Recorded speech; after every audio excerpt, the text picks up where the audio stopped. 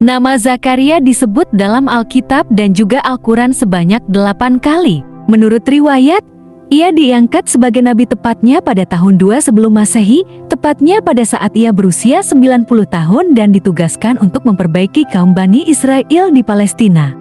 Zakaria memiliki saudara kandung bernama Imron dengan seorang wanita bernama Elisabeth. Riwayat lain menuturkan bahwa istrinya bernama Alyashbi, di mana ia masih merupakan keturunan dari Harun.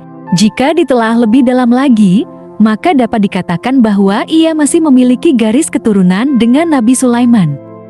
Sekian lama Zakaria dan istrinya berumah tangga, akan tetapi Allah belum memberikannya seorang anak. Nabi Zakaria diangkat sebagai nabi pada usia 90 tahun.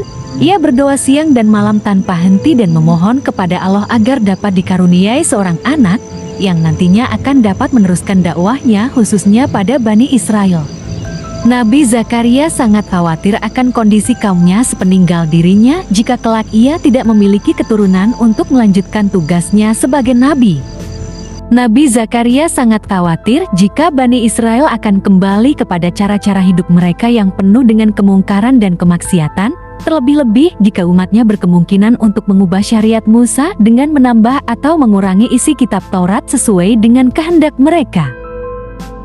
Nabi Zakaria bersumpah dan berjanji kepada Allah, jika permohonannya dikabulkan, maka beliau akan mempercayakan anaknya untuk menjadi abdi, wali, dan mengabdikan anaknya sepenuhnya ke rumah suci Baitul Maqdis.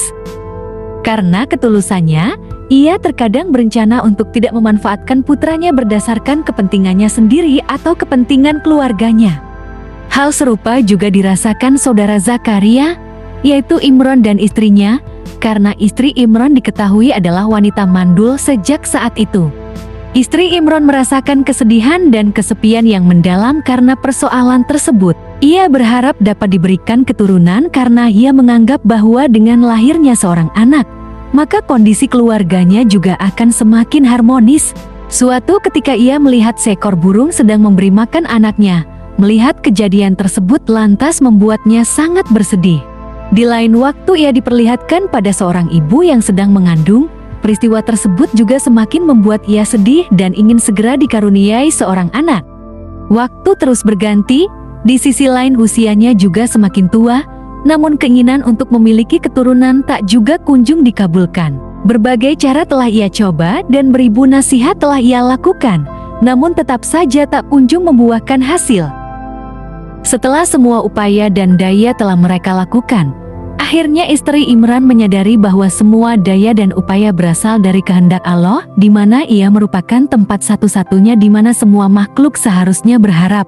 Maka ia bertekad membulatkan harapannya hanya kepada Allah, bersujud siang dan malam dengan penuh khusyuk dan kerendahan hati.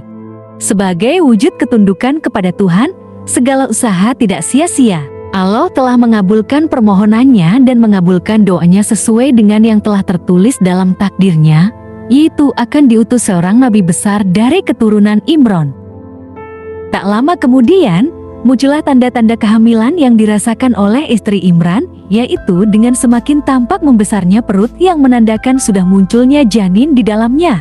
Melihat karunia itu, istri Imron merasa sangat bahagia karena keinginan yang begitu ia idam-idamkan akan menjadi kenyataan, ditambah lagi dengan kondisi rumah tangganya yang akan semakin harmonis berkat kehadiran buah hatinya tersebut. Ia pun mulai mempersiapkan sebaik mungkin apa yang akan diberikan kepada bayi yang akan datang itu sembari menunggu proses persalinannya. Namun sebelum hari bahagia itu datang, istri Imran kembali diberi cobaan oleh Allah. Imron, sang suami yang sangat dicintai dan sayanginya, serta orang yang selama ini menemaninya berdoa dan berharap, meninggal dunia sebelum kelahiran anaknya, sehingga meninggalkan istrinya yang sedang berada dalam kondisi hamil tua. Rasa sedih menimpa istri Imran akibat ditinggal suami yang disayangi, bercampur dengan rasa sakit dan letih yang dirasakannya karena proses kelahiran bayi yang dinantikannya. Tak lama kemudian, akhirnya bayi yang diidam-idamkan dapat lahir dengan kondisi selamat. Namun muncul sedikit kekecewaan dari raut wajahnya karena tidak sesuai harapan akan jenis kelamin bayi yang dilahirkannya. Kekecewaan itu muncul akibat lahirnya bayi berjenis kelamin perempuan, Padahal saat itu, sang ibu sangat berharap bayi yang dilahirkannya berjenis kelamin laki-laki. Selain itu, ia juga telah mengikrarkan nazar untuk putra yang dinantikannya yang dijanjikan akan dipublikasikan ke Baitul Maqdis. Maka tatkala istri Imran melahirkan anaknya, dia pun berkata, "Ya Tuhanku, sesungguhnya aku melahirkannya seorang anak perempuan. Dan Allah lebih mengetahui apa yang dilahirkannya itu, dan anak laki-laki tidaklah seperti anak perempuan. Sesungguhnya aku telah menamai dia Maryam." Quran Surah Imran ayat 36. Istri Imran berdoa kepada Allah, "Dan aku mohon perlindungan untuknya serta anak-anak keturunannya kepada pemeliharaan Engkau dari setan yang terkutuk." Maka Tuhannya menerimanya sebagai nazar dengan penerimaan yang baik dan mendidiknya dengan pendidikan yang baik, dan Allah menjadikan Zakaria pemeliharanya. Quran Surah Ali Imran ayat 36-37. Allah mengkabulkan doa istri Imran dan ibu Maryam. Allah menyambut Maryam dengan penyambutan yang baik dan memberinya keturunan yang baik. Allah berkehendak melalui rahmatnya untuk menjadikan perempuan ini sebagai wanita terbaik di muka bumi. Mula-mula kelahiran Maryam mendatangkan sedikit problem. Imran telah wafat sebelum kelahiran Maryam, dan para ulama di zaman itu dan para pembesar ingin mendidik Maryam. Setiap orang berlomba-lomba untuk mendapatkan kemuliaan ini, yaitu mendidik seorang perempuan dari seorang lelaki besar yang mereka hormati. Zakaria berkata, "Biarkan aku yang mengasuhnya karena ia adalah kerabat dekatku. Istriku adalah bibinya dan aku adalah seorang nabi dari umat ini. Aku lebih utama daripada kalian untuk mengasuhnya." Lalu para ulama dan para guru berkata, "Mengapa tidak seorang di antara kami yang mengasuhnya? Kami tidak akan membiarkan kau mendapatkan keutamaan ini tanpa persetujuan dari kami." Melihat kondisi itu, para rahib kemudian memperebutkan Maryam untuk diasuh dan diawasi. Melihat kondisi yang semakin riuh karena perebutan hak asuh tersebut, maka terjadilah proses pengundian untuk merebutkan hak asuh Maryam.